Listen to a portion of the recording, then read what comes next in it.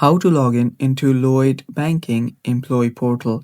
Hello guys, this is Atticus and welcome back to another tutorial video. In today's video, I'll teach you guys how you guys can log in into Lloyds Banking's Employee Portal.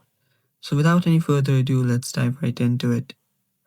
First step, open up a web browser. Then simply search for Lloyds Banking Employee Portal.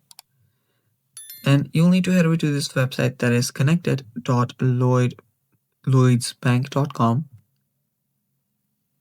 So open that link up and this is what you should be on. So let's let this load. While this loads, if you guys are new to our channel, hit down below and hit the subscribe button so you don't miss out on our future videos. Now right here you can see continue as Lloyds employee.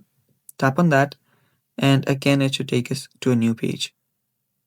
So in this page you'll have to log in using your Microsoft account that you basically have an account for Lloyds Banking in. So just sign in using your email address and then your password and you're good to go. And that's how you do it. Thanks for watching. Bye bye and take care.